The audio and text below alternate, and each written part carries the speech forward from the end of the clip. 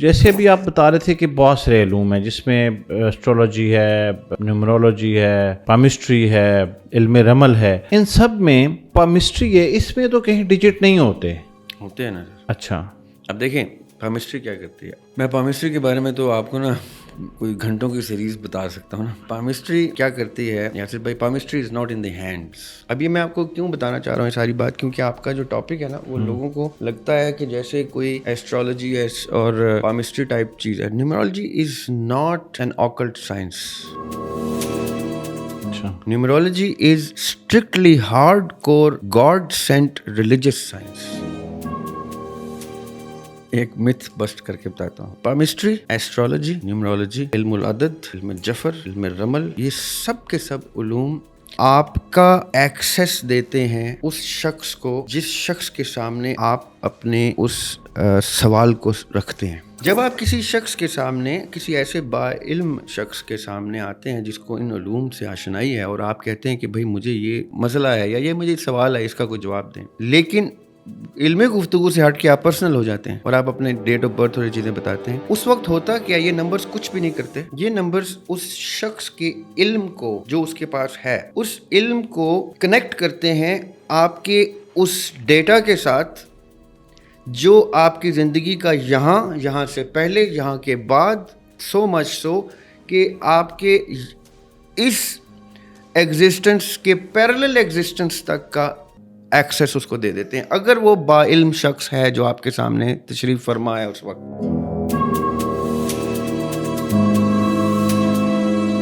چھوڑیں، ابھی میں اس کی بات ہی نہیں کر رہا زندگی، یہ آپ کی existence is a normal human being number dependent ہو گئی. ہم اصل میں سال لے کے دنیا میں نہیں آتے، ہم نبض لے کے دنیا میں آتے ہیں کہ کتنی دفعہ نبض چلے گی پوری زندگی تب ہوگی. اسی سب کے سب نمبر ڈیپینڈ، یہ دنیا ہی آپ کی نمبر ڈیپینڈنٹ ہے. Everything that is time dependent is number dependent, mathematics dependent.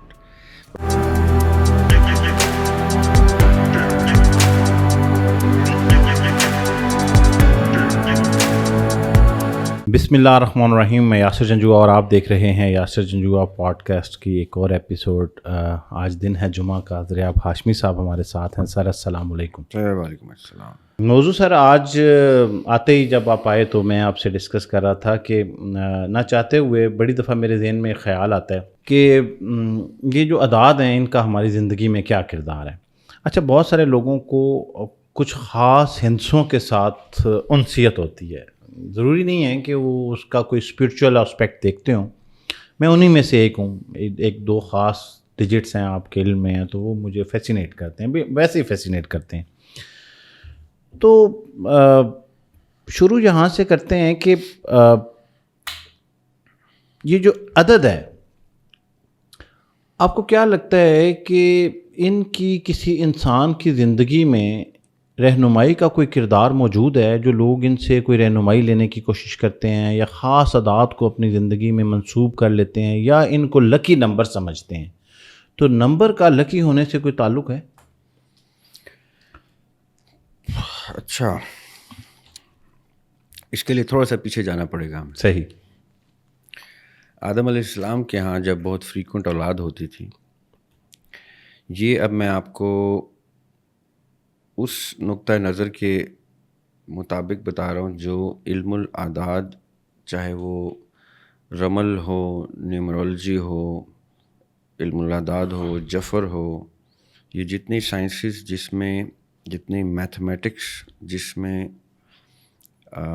ہندسوں کا ایک عمل دخل ہوتا ہے، وہ یہ کلیم کرتے ہیں کہ جب آدم علیہ السلام کے یہاں فریکوینٹلی اولاد ہوتی تھی تو انہوں نے پھر اللہ سبحانہ تعالیٰ سے پوچھا کہ کون سے بچے جو ہیں وہ سبلنگز ہیں ہوں گے اور کون سے بچے جو ہیں وہ ان کے آپس میں نکاح ہوں گے.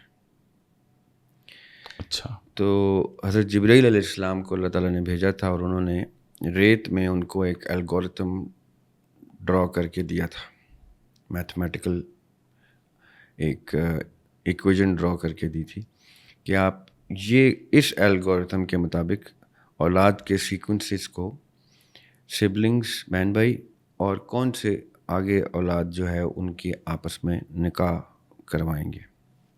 اب وہ جو علم تھا بقول ان علوم کے کابرین کے، وہ یہ کہتے ہیں کہ اس کو رمل کہتے ہیں. اور وہ رمل پھر آگے چل کے کب نیومرل ہوا اور کب نیومرل سے نیومرولوجی ہوا اور پھر اس طرح کی بہت سی سائنسز میں ڈیوائیڈ ہوا. تو یہ اتنا پرانا اس کی ہسٹری بتاتے ہیں. اچھا، ویسے اس کی تھوڑی سی وضاحت اگر ہو جائے، جب آپ نے یہ کہا ابھی کہ کون سے جو ہے وہ اولاد جو ہے وہ سبلنگز ہوں گے اور کن کے لیے جو ہے وہ نکاح جائز ہوگا، تو وہ اس ترتیب کو دیکھتے تھے کہ پہلے پیدا ہونے والے 2 بچے، مثال کے طور پہ کہہ رہا ہوں، یہ سبلنگز ہو سکتے ہیں، پھر تیسرے چوتھے نمبر پہ جو ہوگا ان کا نکاح ہو سکتا ہے، پھر 5ویں چھٹے پہ، ایسے چل کے ایسے کچھ. جی یہ کوئی ایسا ہی الگو تھا جو آف کورس کسی کو پتہ تو نہیں، اتنا پرانی بات ہے، لیکن کوئی الگورتھم تھا جس کے مطابق انہوں نے ان کی برتھ کی ٹائمنگ اور ڈیز اور ڈیٹس اور ان سب چیزوں کے مطابق بقول ان کے وہ فارمولا سیٹ کیا تھا. صحیح. اب یہ کہاں تک درست بات ہے یہ اس پہ آف کورس بحث کی جا سکتی ہے، لیکن یہ وہ ہسٹری ہے جو میرے مطالعے سے گزری ہے ان علوم کی. صحیح. اچھا، میں اس کو کسی حد تک اس لیے مان سکتا ہوں کیونکہ جو میتھمیٹکس ہے میرے اندازے میں تمام علوم کی بیسس ہی میتھمیٹکس ہے. تمام تر علوم کی بیسس میتھمیٹکس ہے. صحیح. مطلب کیا ہے اس کا کہ جب ہم ٹائم کی گھڑیوں کی، ساتھ کی لمحوں کی قید میں آ جاتے ہیں، ایک تو ایک ایسا عالم ہے جو اس وقت کی قید سے آزاد ہے. وہ عالم وہ ہے جو جب ہم روشنی ہیں، جب ہم ارواح ہیں، روح ہیں، اور یہ تو اب سائنس بھی مانتی ہے کہ لائٹ وہ چیز ہے جس کے اوپر وقت کا عمل دخل نہیں ہے. لائٹ کو آبزرو کرنے والا جو ہے یا لائٹ سے بینیفٹ لینے والا جو ہے وہ وقت کی قید میں ہے. صحیح.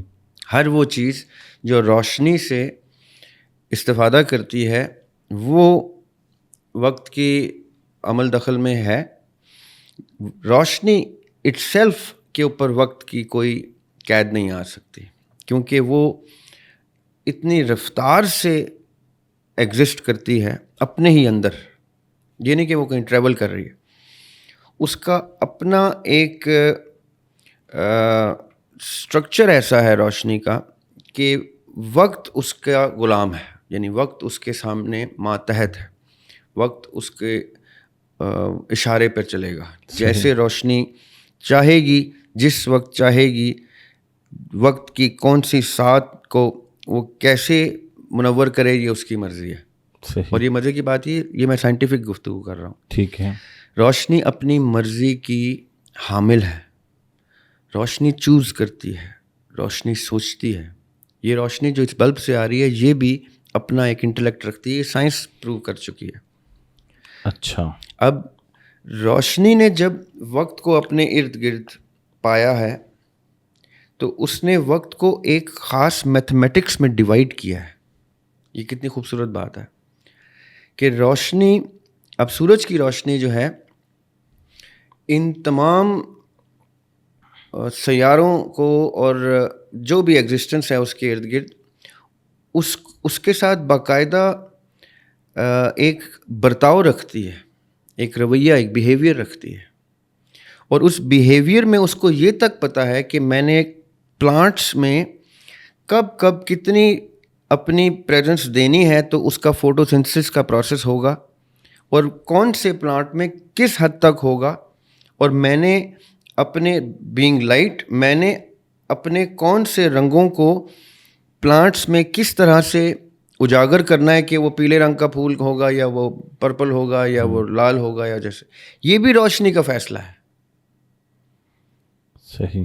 اب یہ ساری چیزیں میتھمیٹکس کے اوپر، حساب کے اوپر چلتی ہیں. قرآن پاک میں بھی اللہ تعالیٰ کہتے ہیں کہ بالقسط وہ سٹینڈرڈ ہے جس کے اوپر تم نے سورہ رحمان میں اللہ تعالیٰ کہتے ہیں کہ وزن کا، ویٹ کا، بیلنس کا، میزان کا کانسیپٹ ہی بالقسط پہ رکھنا ہے. یعنی حساب کتاب میں آپ ایک ڈیسیمل فریکشن کا بھی بھول چوک نہیں کر سکتے. اب یہ میں آپ کو کیوں بتانا چاہ رہا ہوں یہ ساری بات، کیونکہ آپ کا جو ٹاپک ہے نا وہ لوگوں کو لگتا ہے کہ جیسے کوئی ایسٹرالوجی اور پامسٹری ٹائپ چیز ہے. Numerology is not an occult science. اچھا. Numerology is strictly hard core god sent religious science. It's just it's interpretation changes. لوگوں نے اس کو اپنے اپنے شعور کے مطابق ایسے رنگوں میں ڈھالا کہ جس میں اس کی جھلک کسی آکلٹ سائنس کی آئی ان کے بیان کی وجہ سے، یا ان کے ایکسپلین کرنے کے اپنے ذاتی رجحان کی وجہ سے انہوں نے اس کو رخ ایسا دے دیا کہ پڑھنے والا اس کو ایک خاص کیٹیگری میں کلاسیفائی کرنا شروع کر دیا اس نے کہ بھئی یہ تو وہی باتیں ہیں جیسے پامسٹری ہے، جیسے ایسٹرالوجی. ایسا ہرگز نہیں. اچھا، آگے بڑھنے سے پہلے اس مقدمے کو حل کرتے ہوئے آگے چلتے ہیں. اب عمومی طور پہ یہ ہوتا ہے کہ میرے ذہن میں اکثر سوال آتا ہے کہ جب بھی جو لوگ کلیم کرتے ہیں کہ وہ پریکٹیشنر ہیں نیومرولوجی کے، وہ یہ کہتے ہیں کہ آپ اپنی ڈیٹ آف برتھ بتائیں. اچھا، اس ڈیٹ آف برتھ کی کسی کی کوئی بھی ایئر ہے، ایئر کو میتھ کر کے، اگر کچھ لوگوں کا انٹرسٹ ہے تو وہ جانتے ہیں کہ دو عدد کو جمع کر کے لیٹ سے 731 ہے تو یہ 3 کا عدد بنے گا. ہاں جی ٹھیک ہے. تو اس حساب سے وہ کسی ایک انسان کی ڈیٹ سے ایک عدد نکالتے ہیں اور اس عدد کے خواص جو ہیں وہ پری ڈیفائنڈ ہیں کہ لیٹ سے کہ ڈیجٹ 5 کے جو ٹریٹس ہیں وہ یہ ہیں، 4 کے ٹریٹس ہیں یہ. میرے ذہن میں ہمیشہ ایک سوال آتا ہے، مجھے یہ لگتا ہے کہ ہم بینگ مسلم ہمیں تو ہجری کو فالو کرنا چاہیے. ٹھیک ہے. اچھا، اب جب ہم ہجری کو فالو نہ کرتے ہوئے عیسوی کو فالو کرتے ہیں تو وہ ڈیٹس تو فرق ہیں اور یہ ڈیٹس فرق ہیں، تو پھر کیسے یہ لوگ اگر اس کو مان بھی لیا جائے تو وہ ہجری کی ڈیٹ سے نکالیں؟ آپ کے اس سوال سے نا آپ کے سوال کے جواب سے نا ایک سانحہ آج وقوع پذیر ضرور ہوگا. اچھا. وہ کیا ہے کہ ایک متھ بسٹ کر دیں گے آج ہم، جس سے بہت سے لوگوں کی دکانیں بند ہو سکتی ہیں. میں پہلے سے ان سے پیش کی معذرت خواہ ہوں، ڈسکلیمر آ گیا. لیکن میرا ذاتی کام ہی religious, philosophical and scientific myth bust کرنا ہے، اپنے لیے، لوگوں کے لیے نہیں. میں ان متھ کی دیواروں کو جب تک سر نہیں کر جاتا، میرا سوال کا جو جواب کی جو طلب ہے نا مجھے آرام نہیں کرنے دیتی بچپن سے. اب وہ متھ چاہے مین میڈ ہو، چاہے متھ وہ کائنات کے رموز ہوں، چاہے وہ کچھ ہو، کوئی سائنس ہو، کوئی ایجوکیشن کی بات ہو، کوئی سیکھنے کی بات ہو، لیکن جب تک میں اس دیوار کو سر نہیں کرتا اور اس کے پار نہیں دیکھتا تب تک میرا جو انکوزیٹو بینگ ہے میرے اندر جو سوال کرتا ہے وہ اس کو چین نہیں آتا. صحیح. وہ اس سے مجھے والد صاحب کا شعر یاد آ گیا، دل مزے لیتا ہے جبر ناروا کے بعد بھی. دل مزے لیتا ہے جبر ناروا کے بعد بھی، چین آتا ہی نہیں اس کو سزا کے بعد بھی. واہ. ہمارے دل میں جب کسی چیز کی طلب آ جاتی ہے نا تو اس کویسٹ میں جتنی بھی تکلیفیں ہوں نا، ہم کہتے ہیں چاہے تکلیف آئے کو چاہے، ہم نے وہ کرنا ہے جو کرنا ہے. یہ ہمارے ایک اللہ تعالیٰ نے ہمارے اندر بلٹ ان ایک انکوزیٹو نیچر ڈالی ہوئی. آدم علیہ السلام کو جب اللہ تعالیٰ نے روح بخشی تو آدم علیہ السلام ایک دم سے کھڑے ہو گئے. تو بڑا خوبصورت اس پہ حدیث قدسی میں اللہ تعالیٰ کا ایک ایکسپریشن ہے، میں مفہوم بتا رہا ہوں. اس میں اللہ تعالیٰ نے کہا کہ انسان بڑی ہی عجلت میں ہے، کیونکہ ان کی کیوریوسٹی ان کو ایک دم سے, آپ سوچیں چھوٹا سا بچہ ہوتے ہیں ہم, تو ہم کیونکہ حرکت سے اور قوت گویائی سے اس وقت لاچار ہوتے ہیں, نہ ہم چل پھر سکتے ہیں نہ ہم بول سکتے ہیں, تو ہماری انکوزیٹو بینگ تب سامنے آتی ہے جب ہم چلنا پھرنا شروع کرتے ہیں, ہر چیز میں ہاتھ مارتے ہیں, سوچتے ہیں کیا ہو رہا ہے. آپ سوچیں آدم علیہ السلام بہوش و حواس خمسہ ایک گرون اپ کی صورت میں روح لے کے آئے ہیں, تو ان کی تو ہاتھ پاؤں بھی چلتے ہیں, ان کا تو دماغ بھی چلتے ہیں. ان کی انکوزیٹو بینگ اس ٹائم آپ امیجن کریں کس لیول پہ ہوگی کہ اگر کوئی 30-35 سال کا بچہ اپنی ساری سکت کے ساتھ اچانک سے نمودار ہو جائے تو وہ اپنے اس کیوریوسٹی میں کیا کر جائے گا. تو یہ کیوریوسٹی بلٹ ان ہے بنی آدم کے پاس. اب مت کیسے بسٹ ہوگی آپ کے سوال سے. نمبرز کی جو سائنس لوگ یوز کرتے ہیں نا, جتنے بھی کرتے ہیں, میں آپ کو اس کا آج سب کو اس کا ایک راز بتاتا ہوں. اچھا, میری ان باتوں پہ نا مجھے بڑے بڑے عجیب اونچے حلقوں سے میسیج آتے ہیں کہ آپ نے خلوت کی بات جلوت میں کر دی, یہ باتیں ایسے نہیں کرتے پبلکلی. تو میں انہیں کہتا ہوں بھائی میں نے باخدا اساتذہ کی کتابیں پڑھی ہیں جس میں انہوں نے ایسی باتیں خلوت میں کر دی ہیں کہ آپ نے پڑھی نہیں, تو اس میں میرا تو قصور نہیں, میں نے پڑھ لی ہیں. تو اگر میں نے پڑھ لی ہیں تو اس کا مطلب ہے پبلک ہو چکی ہیں. اور مجھے بزرگوں نے ان کی محفلوں میں, ان کی مجلسوں میں جا کے میں نے بزرگوں سے لی ہیں, تو جس ٹائم میں نے لی ہیں میں کوئی اکیلا تو تھا نہیں, اور بھی لوگ موجود تھے, تو وہ بھی تو پبلک کر رہے تھے. ٹھیک ہے, ایک سرٹن مجلس میں کر رہے تھے, محفل میں کر رہے تھے, لیکن کر دی انہوں نے پبلک. اب وہ ساؤنڈ ویو تو آ گئی نا منظر عام پہ. تو میں آج ایک متھ بسٹ کر کے بتاتا ہوں. پامسٹری, ایسٹرالوجی, نیومرولوجی, علم العدد, علم جفر, علم رمل, یہ سب کے سب علوم آپ کا ایکسیس دیتے ہیں اس شخص کو جس شخص کے سامنے آپ اپنے اس سوال کو رکھتے ہیں. اب مطلب کیا ہے اس بات کا؟ میں نے آپ کے سامنے ہاتھ رکھ دیا کہ میرا ہاتھ لکیریں پڑیں, یا میں نے نام بتایا اور ڈیٹ آف برتھ بتائی. یہ وہ چابی ہے جو اللہ تعالیٰ نے آپ کے پاس رکھی ہوئی ہے کہ اگر تو یہ چابی تم اپنے پاس رکھو گے تو دوسرے شخص کو بہت اور طریقوں سے آپ کو ایکسیس کرنا پڑے گا, جس کے لیے ہو سکتا ہے وہ 10 میں سے 9 کیسز میں لاچار ٹھہرے. لیکن اگر 10 کے 10 لوگوں نے اپنی اپنی چابی ٹیبل پہ رکھ دی ہے نا, تو وہ 10 کے 10 کیسز میں یہ تک بتا سکتا ہے کہ آپ کے جسم پہ کہاں کہاں تل پائے جاتے ہیں. اچھا, کیوں؟ کیونکہ آپ نے ایکسیس خود دیا. یہ سمجھیے گا میری بات, یہ سب لوگ سمجھ لیں. میں نے پامسٹری باقاعدہ پریکٹس کیا, کئی سال کی ہے, ہزاروں ہاتھ دیکھے. اس لیے کیونکہ اس وقت میں اس علم کے اندر غوطے کھا رہا تھا, اور کبھی میرا مقصد یہ نہیں ہوا کہ کسی کو کوئی فیوچر پریڈکشن دوں یا یہ نیور.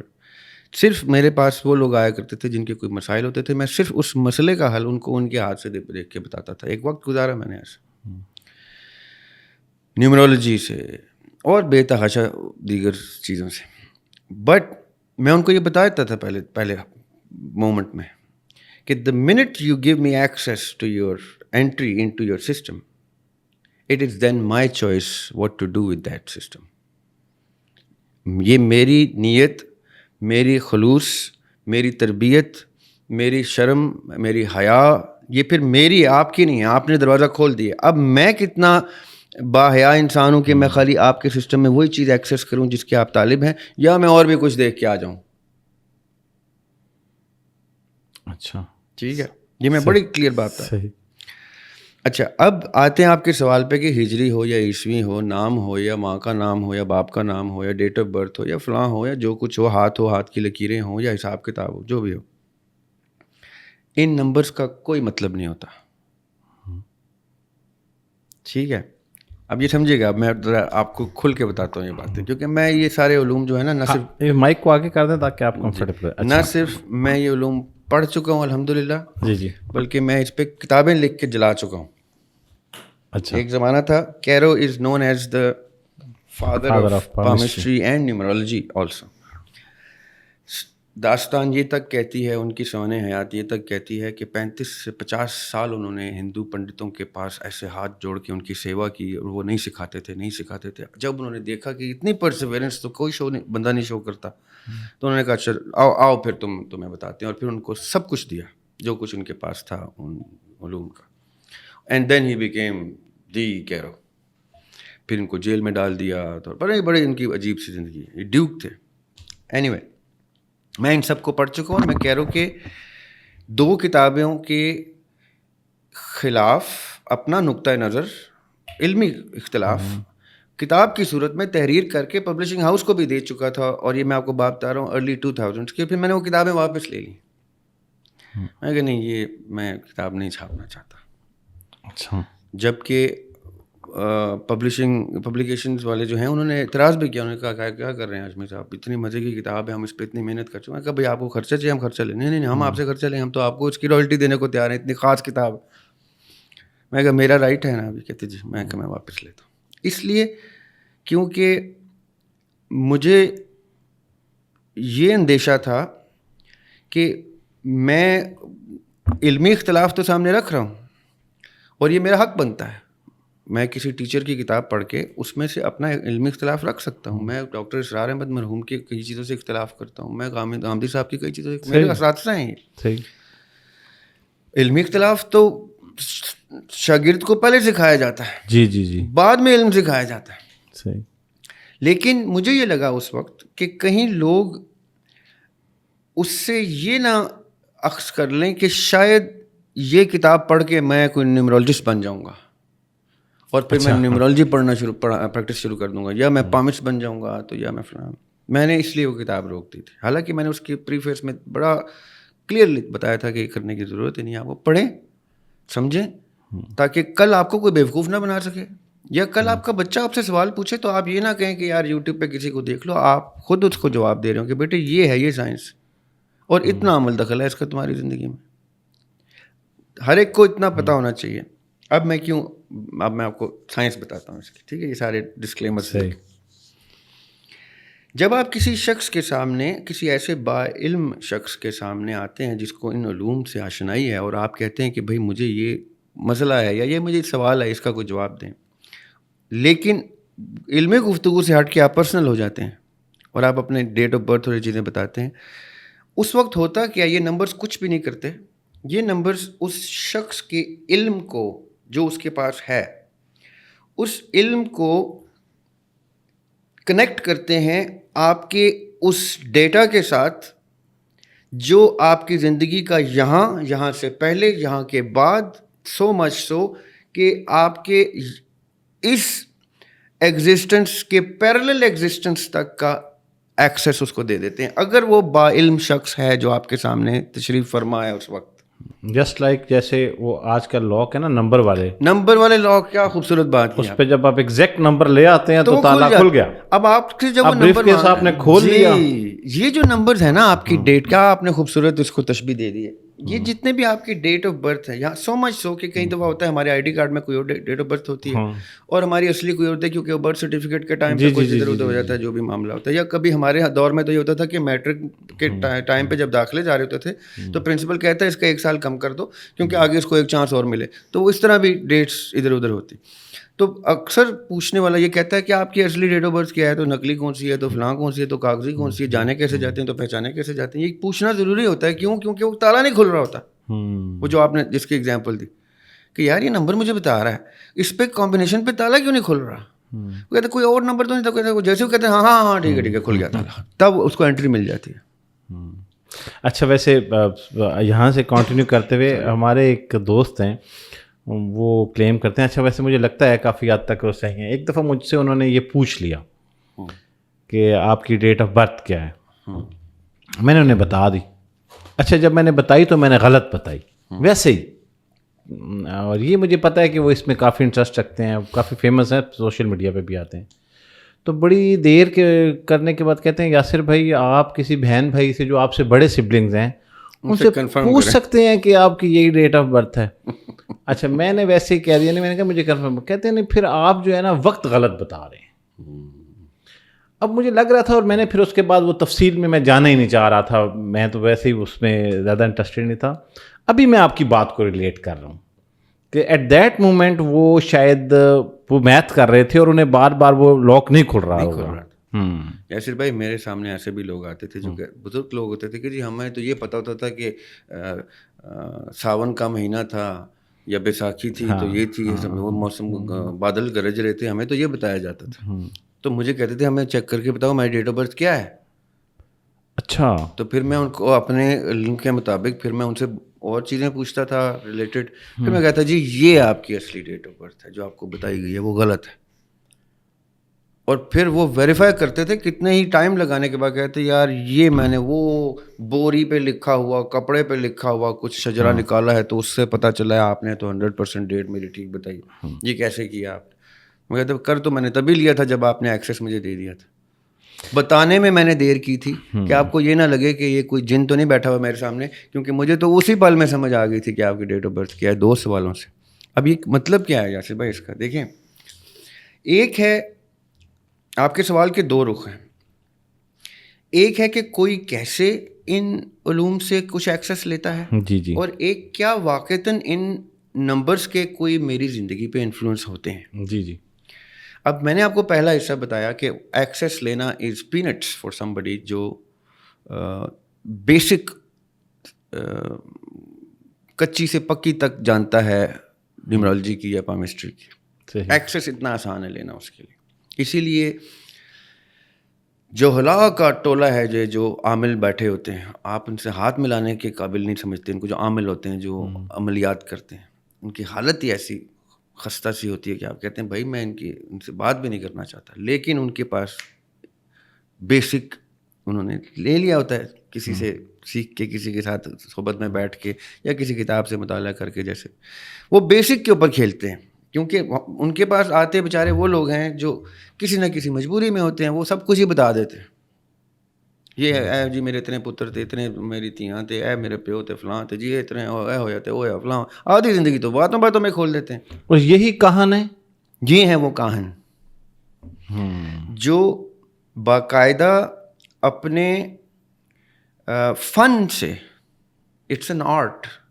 دیکھیں ایک ہوتا ہے سائنس, میتھمیٹکس, کیلکولیشنس, ایکویشنس, ایک ہوتا ہے اس کو ماسٹر کرنے کی آرٹ, فن. اب جب میں یہ پڑھنا شروع کرتا ہوں نا, یہ کتابیں کرتے کرتے کرتے, تب تک میرے پاس صرف اس کا علم آ رہا ہے, اس کا فن نہیں آ رہا. جب میں اس کو عمل میں لانا شروع کرتا ہوں تجربے کے ساتھ, پریکٹس کے ساتھ, کر کے, تو مجھے اس کا فن آ جاتا ہے کہ کون سے نمبر کا کس سے کیا ریلیشن شپ بنتا ہے, تو کیا چیز میرے سامنے کھل جاتی ہے. یہ سائنس بھی ہے, یہ آرٹ بھی ہے.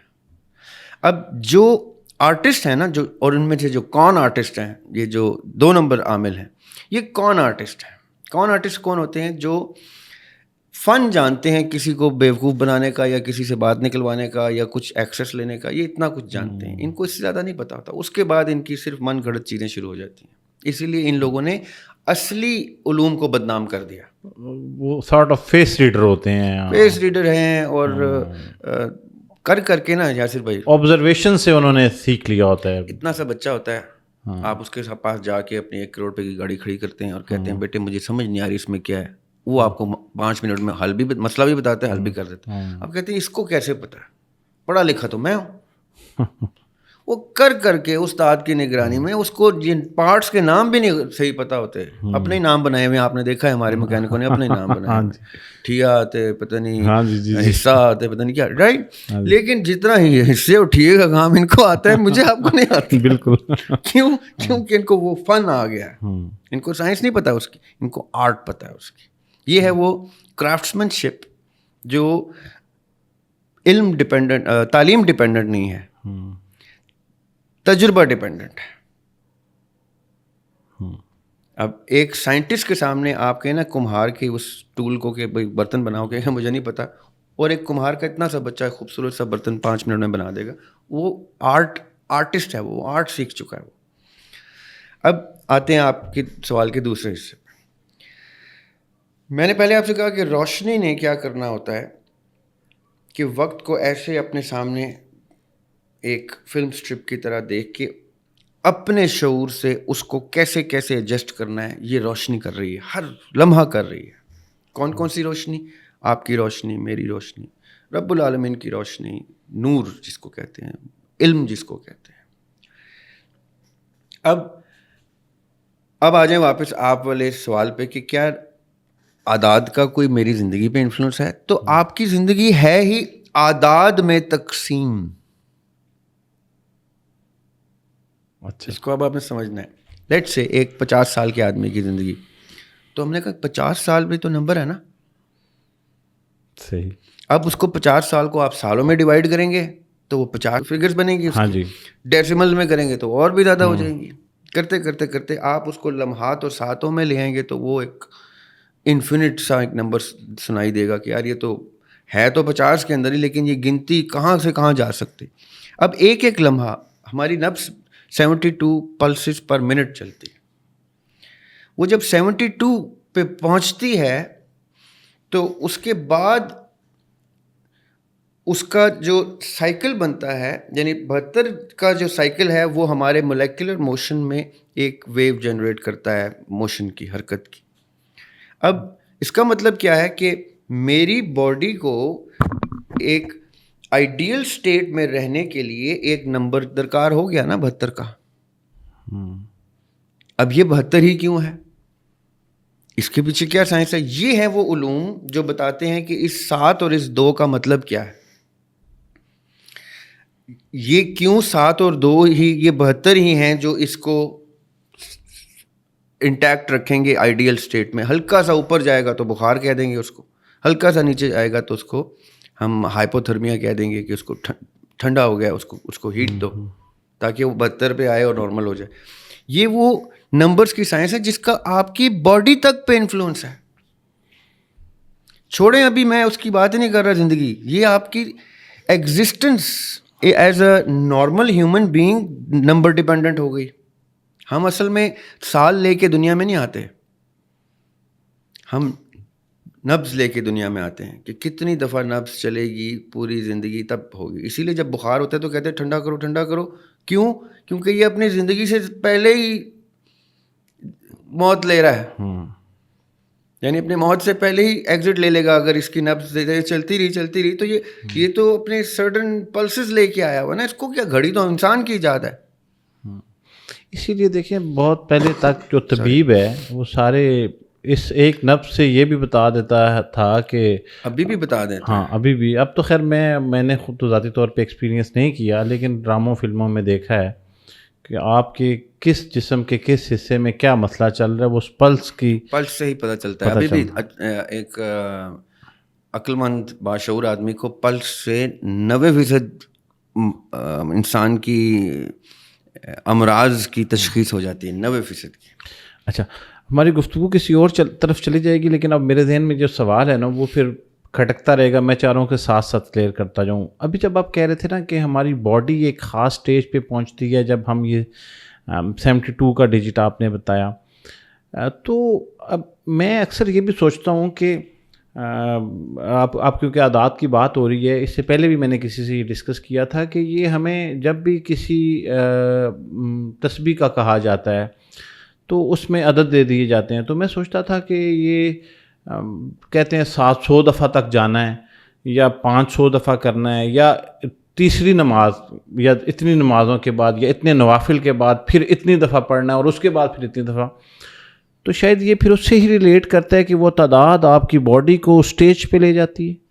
لیکن جو وظائف کی بات ہے وہ ڈفرینٹ ہے، جو رکعات کی بات ہے، نوافل کی بات ہے، وہ ڈفرینٹ ہے. اچھا،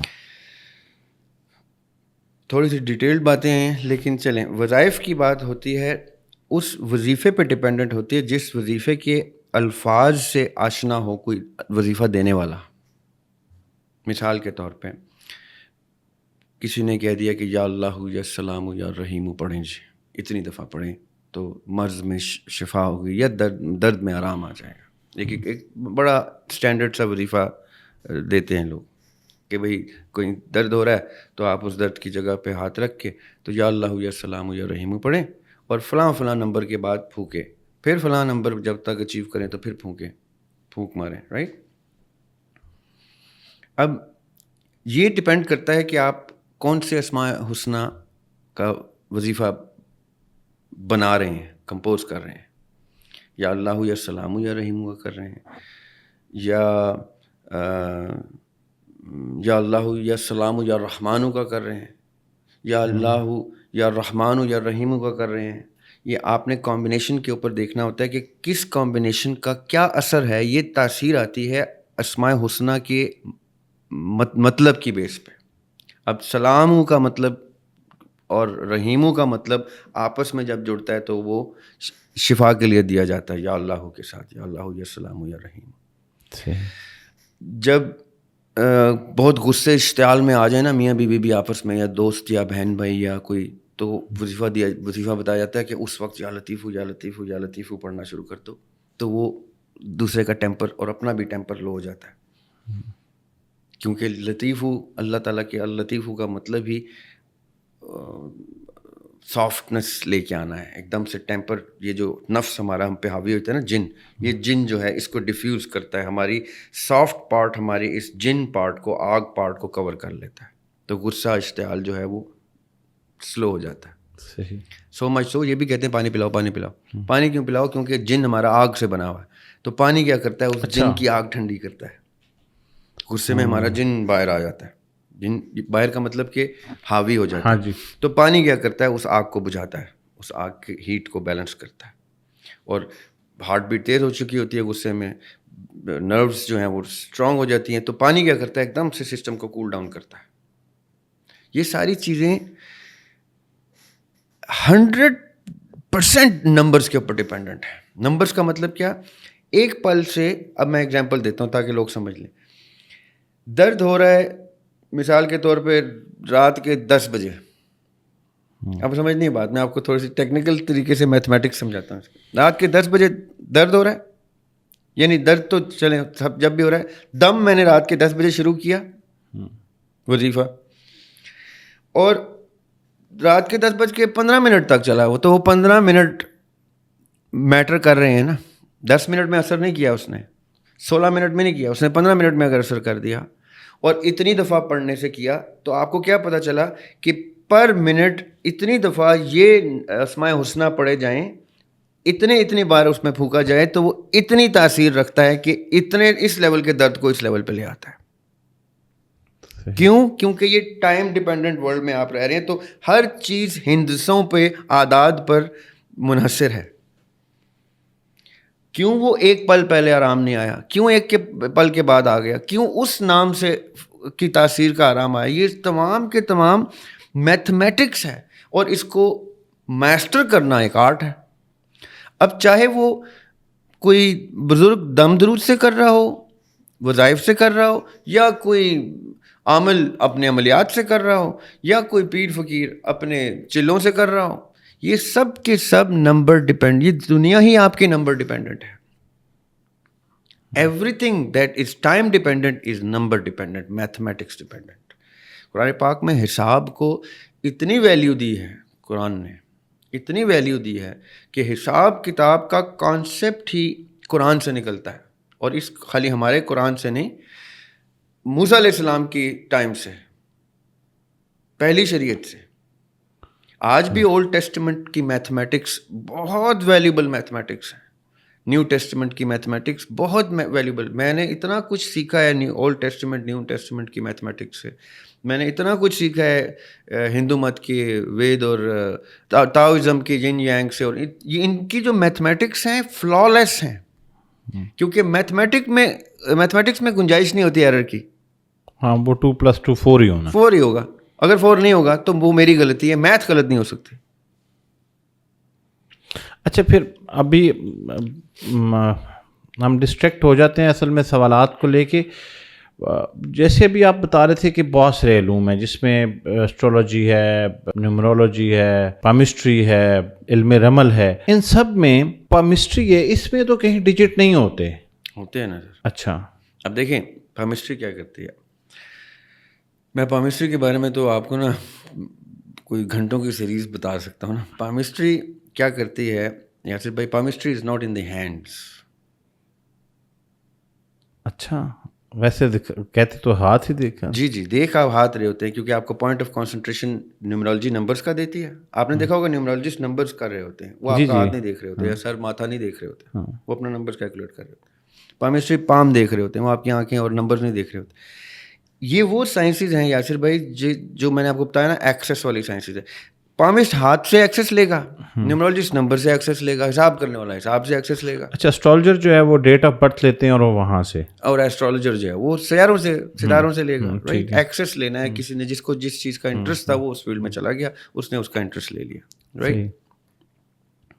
اچھا, اب پامسٹری کی میں آپ کو تھوڑی سی بات بتاتا ہوں. پامسٹری کیا کرتی ہے, اب میرے جو قریبی جاننے والے ہیں وہ مجھ سے واقف ہیں کہ میں کسی کی تصویر دیکھ لوں نا, کسی نے ایسے کیا ہوا ہے, یا بات چیت کرتے ہوئے کوئی ہاتھ زیادہ جیسے میں کرتا ہوں, بات چیت کرتے ہوئے ہاتھ زیادہ, تو میں خود میں بتاتا ہوں اچھا یار یہ فلاں چیز فلاں ہے, فلاں چیز فلاں ہے. تو کہتے ہیں بھائی تمہیں کیسے ہوتا, تو وہ دیکھ لیں گے, وقت آنے پہ دیکھ لینا. وہ جب ہو جاتا ہے تمہیں کیا پتا, تو کہتے ہیں وہ بات کرتے ہوئے بینظیر بھٹو نے ہاتھ ایسے کیا ہوا تھا ایک تصویر میں, تو ہمارے قریبی جاننے میں ان کو بتایا تھا کہ یہ فلاں فلاں تاریخ کو قتل کر دی جائے گی. اب لوگ کہیں گے کیا باتیں کر رہا ہے, اب آپ نے بات سمجھنی ہے. A good palmist can tell when a person is about to die, اور اگر وہ اس کو بتا دے کہ تم کیسے اس کو اوائڈ کر سکتے ہو, تو you can practically cheat death. کیا خوبصورت لمحہ فکریہ دیا ہے میں نے لوگوں کو. اب لوگ کہیں گے پھر تو پامسٹری پڑھنی پڑے گی, اگر اتنی ایکوریٹ ہوتی ہے پھر تو ہم ڈیتھ چیٹ کر سکتے ہیں. نو, پامسٹری پڑھنے کا مطلب یہ نہیں ہوتا کہ مجھے پتہ چلنا شروع ہو جائیں چیزیں. Numerology, palmistry and all these sciences depend on the person that has the علم آف دوز سائنسز. ریابی جو حدیث میں ذکر ہے کہ کاہن کے پاس جانے سے روکا گیا, تو یہ پھر کاہن کے پاس جانے سے اس لیے روکا گیا ہے کہ یہ پھر علم تو ایگزسٹ کرتا ہے اور لوگ فیوچر پریڈکٹ کریں گے, اور ان پریڈکشن سے اوبیسلی بہت سارے مسئلے مسائل آتے ہیں, ہمارے مذہب نے منع کی ہے. یا پھر اس لیے روکا گیا ہے کہ آپ ایک علم ایگزسٹ ہی نہیں کرتا, اللاجیکل ہے, تو لوگ بلا وجہ اس طرح کے لوگوں کے پاس جا کے گمراہ ہو جاتے ہیں.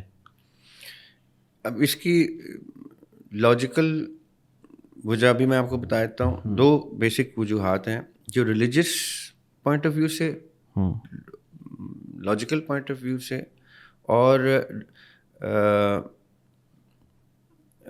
سوسائٹی کی معاشرے کی ایک اصلاح کے پوائنٹ آف ویو سے. یہ دو وجوہات آپ کو بتاتا ہوں. پہلی وجہ تو یہ ہے کہ حکم جب خدا کی طرف سے یا خدا کے رسول کی طرف سے, کسی بھی رسول علیہ السلام کسی بھی دور میں اپنے ادوار میں مختلف انبیاء علیہ السلام نے مختلف چیزوں سے منع کیا, مختلف چیزوں کی اجازت دی. اس لمحے اس سے پہلے جس چیز کی اجازت چل رہی تھی وہ چلنے بھی دی. جب وہ رکی تو اس کی وجہ اس وقت سے آگے شروع ہوتی ہے.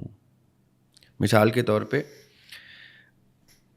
موسیٰ علیہ السلام کہتے ہیں کہ میری امت پہ 2 نمازیں تھیں.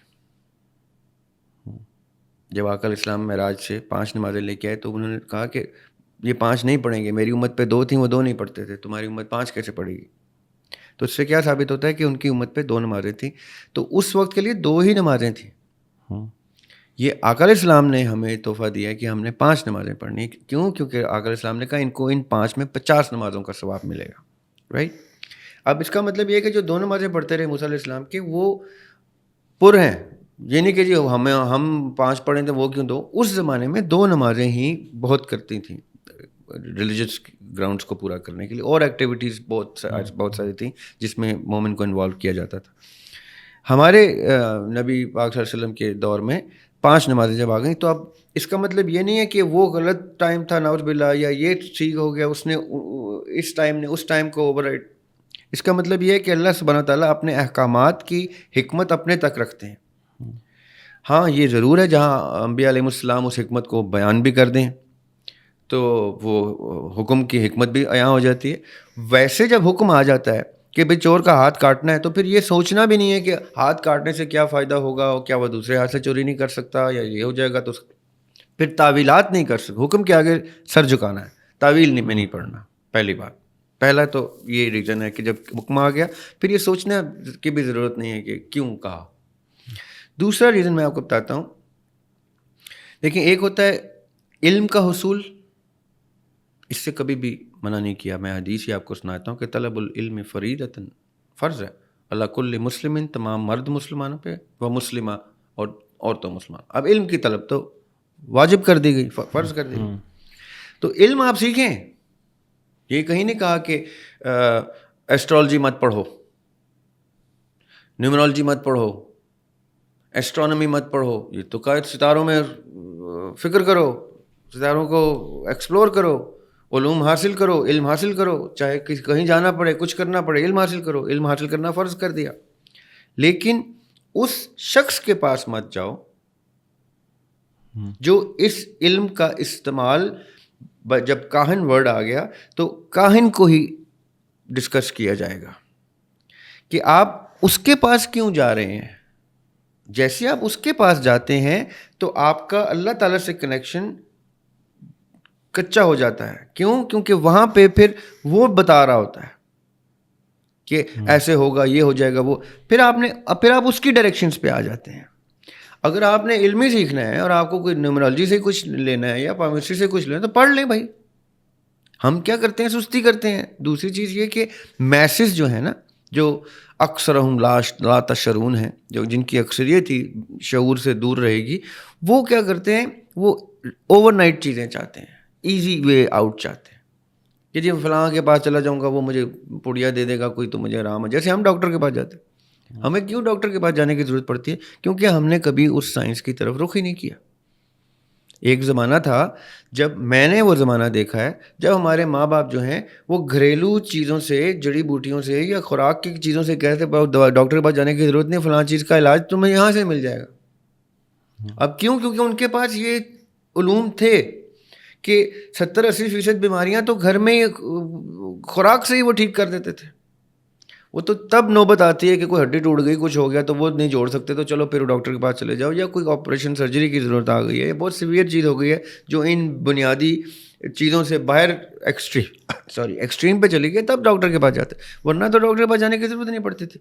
اب ہمارے پاس وہ علوم بھی نہیں رہے، ہم نے ماں باپ سے دوری کر کے اور ماں باپ کے علم سے دوری کر کے ہم نے تو بیسک چیزیں بھی چھوڑ دی نا.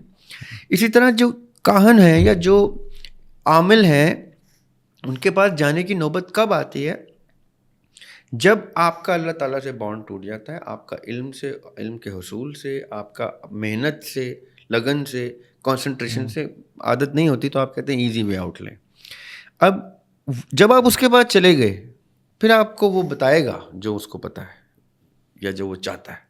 اور نیچرلی چونکہ آپ نے اس کو ایکسیس بھی دے دیا ہے اور آپ اتنی محنت کر کے چل کے گئے ہیں، تو آپ کسی نہ کسی امید کے ساتھ گئے ہیں اس شخص کے پاس.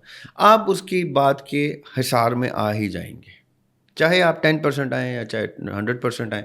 آپ اس کی بات اب اس کو سرکولیٹ کرتی رہے گی، وہم بن جائے گی، اور وہ آپ کو مائل کر دے گا کسی نہ کسی حد تک. ڈپینڈ کرتا ہے وہ کتنا ایکسپرٹ ہے یا کتنا اسمارٹ ہے، کتنا وہ آرٹسٹ ہے اور کتنا وہ سائنٹسٹ ہے اس چیز کا، یہ اس پہ ڈپینڈ کرے گا. پھر آپ اس کی بات پہ آ جائیں گے. تو اللہ تعالیٰ نے کہہ دیا کہ تم جب بندہ ڈپینڈنٹ ہو جاتے ہو، جب کسی بندے کی بات کے اوپر آ جاتے ہو اور رب سے ڈسکنیکٹ ہو جاتے ہو، تو پھر تم جو چاہے کرو، پھر تمہارے اوپر جو ہوگا پھر وہ ذمہ دار بھی ہوگا اور تم اس کے گناہ گار بھی ہوگے.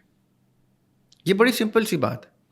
اب ڈاکٹرز کے پاس بھی یہ ہوتا ہے یاسر بھائی، ہم کسی ڈاکٹر کو ملتے ہیں کہیں تو ہم کہتے ہیں اس کو تو کھ نہیں پتہ، کیسا ڈاکٹر ہے، اس کو لائسنس کس نے دیا؟ ہوتا ہے نا. لیکن ہم پوری ڈاکٹری کو بدنام نہیں کرتے. اچھا، ایک اور چیز ابھی آپ جب ذکر کر رہے تھے تو میرے ذہن میں یہ سوال آیا کہ ابھی آپ نے 2-3 دفعہ جب عاملین کا ذکر کیا تو بہت سارے لوگ نا ایک گمراہی کا شکار ہیں. وہ یہ ہیں کہ وہ ان عاملین کو صوفیہ کے ساتھ ریلیٹ کر کے بڑے درجات دینا شروع کر دیتے ہیں. اچھا، وہ کوئی شاید جوہر دکھاتے ہوں گے اپنے، میرا تو اتفاق نہیں ہوا ان کی زندگیوں کے متعلق اور مستقبل کے متعلق شاید، یا ان کے جو مسئلے مسائل ہوں گے وہ حل کرتے ہوں گے. آپ کو لگتا ہے کہ واقعی یہ جو کلیمنٹ ہیں یہ کہ ہم کسی کی زندگی میں ہونے والے کسی انسیڈنٹ کو روک دیں گے عامل کے روپ میں بیٹھے ہوئے، یہ واقعی ایسا کر رہے ہوتے ہوں گے؟ اچھا دیکھیں، یہ اس میں 2-3 کلاسیفیکیشنز ہیں. آپ نے بیچ میں صوفیہ کا ذکر کیا. جو صوفیہ ہوتے ہیں نا یاسر بھائی، وہ کبھی بھی آپ کو علاج نہیں بتاتے. ہاں جی، میں یہی لوگوں کو نا اصل میں یہ کلیئر کرنا چاہ رہا ہوں کہ لوگ مکس کر دیتے ہیں. جی صوفیہ کبھی بھی آپ کو یہ نہیں کہتے ہمارے پاس آؤ اپنے مسئلوں کا حل لے لو، کبھی بھی نہیں کہتے. نہ وہ کبھی کسی بزرگ صوفیہ سے کوئی چیز ایسی ریلیٹ کی جاتی ہے. کوئی ثابت نہیں کر سکتا کہ فلاں بزرگ کے پاس لوگ گئے، اولاد نہیں ہو رہی تھی تو انہوں نے کہا کہ ہاں جی انہوں نے کوئی کرامت دکھائی اور اس کو اولاد ہو گئی، یا بچہ گم ہو گیا تھا تو یا فلاں ہو گیا. یہ کسی بھی بزرگ صوفیہ سے ایسا کوئی قصہ منسوب نہیں ہے، اور اگر ہے تو وہ جھوٹ ہے، وہ کسی نے ایسی کتابوں میں چھاپ دیا ہوا. کیونکہ صوفیہ جو ہوتے ہیں نا، اب جو دیکھیں نا، لوگ پڑھتے نہیں ہیں لوگوں کے بارے میں. لوگوں نے اتنے پڑھے لکھے لوگوں نے تحریک چلائی ہوئی ہے صوفیہ کے خلاف، ان کو پتہ ہی نہیں ہے کن لوگوں کے بارے میں کیا اول فول بکواسیات پھیلا رہے ہیں. ان کو شرم بھی نہیں آتی. کتنی دیر لگتی ہے یاسر بھائی کسی کی سوانح حیات پڑھنے میں؟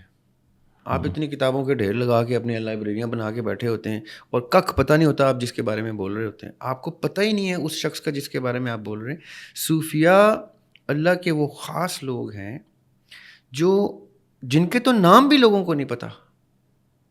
یہ کچھ کے نام جو لوگوں تک آ گئے نا، زبان زد عام ہو گئے، اور وہ ان کو پوائنٹ کر کے پوری ایک چین آف بزرگان دین کو یہ ملائن کر رہے ہیں. اور اللہ نے ان کو منہ کے بل گرانا ہے، گراتے بھی ہیں اللہ تعالیٰ. ان کو سمجھ نہیں آتی کہ کیوں گرے ہیں، ان کا ماتھا کیوں زمین پہ آ کے لگا تھا جب لگا ہے، جب جس کا لگا ہے. وہ اسی وجہ سے لگتا ہے کہ اللہ تعالیٰ ان کی پروٹیکشن میں.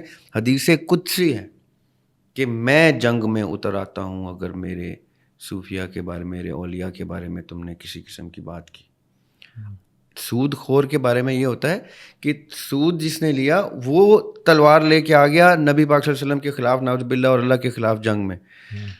حدیث قدسی کہہ رہی ہے اولیاء کو برا بولو گے تو میں جنگ میں اتر، یعنی اللہ تعالیٰ اتر آتے ہیں جنگ میں.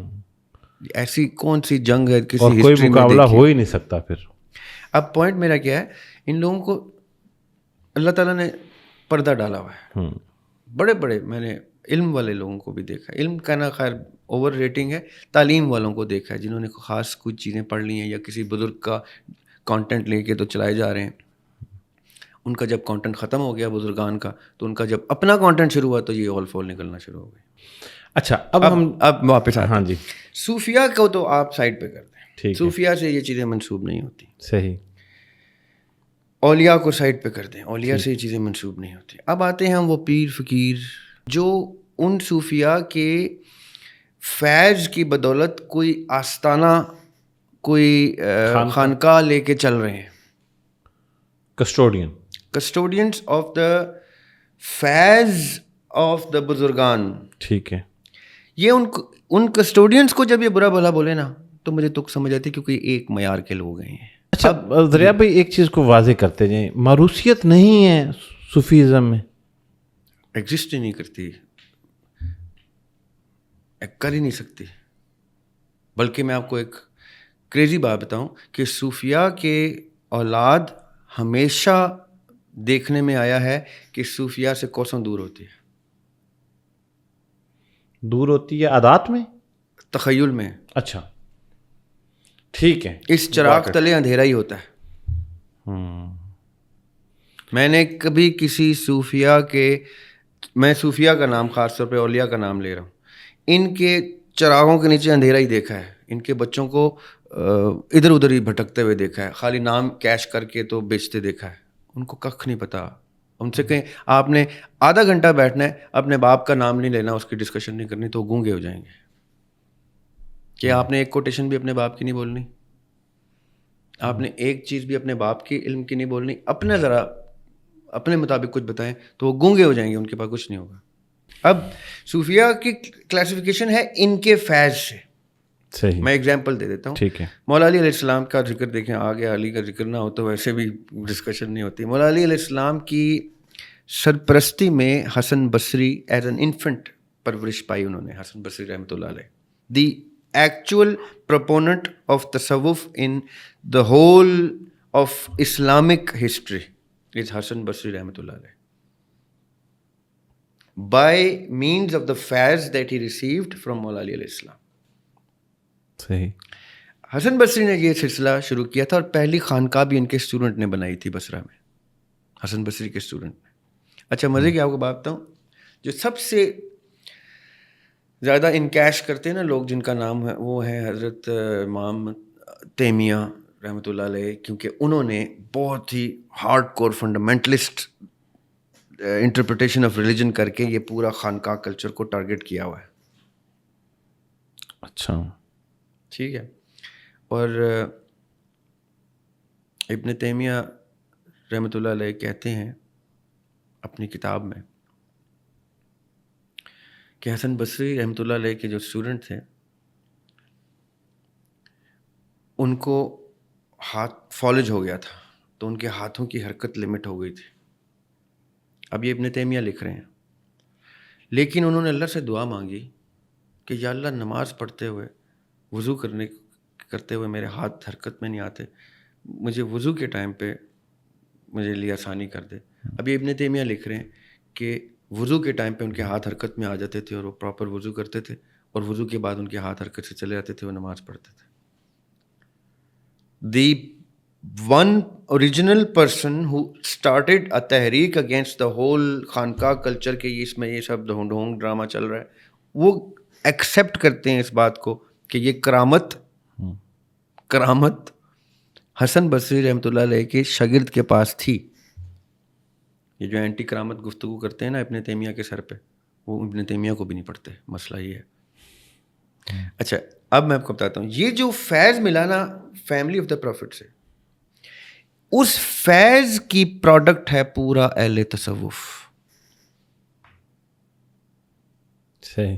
اب یہ جو اہل تصوف کے صوفیاء ہیں, اولیاء ہیں, ان کو آپ ڈسکشن سے سائڈ پہ کر دیں. انہوں نے کبھی کسی کو دم درود سے ٹھیک نہیں کیا, ان کا یہ کام ہی نہیں تھا. ٹھیک ہے. خانقاہ کی سب سے امپورٹنٹ چیز تھی رباط, جنگ کی پریپریشن. حسن بصری کی اسٹوڈنٹ نے جو خانقاہ بنائی تھی اس میں فقہ, تصوف اور رباط اور حدیث, علم الحدیث, یہ 4 ستون تھے اس خانقاہ کے. رباط کیا ہے؟ جیسے ہماری NCC ہوتی تھی ہمارے دور میں, آپ نے نہیں دیکھی, آپ کے ٹائم پہ چلی گئی تھی.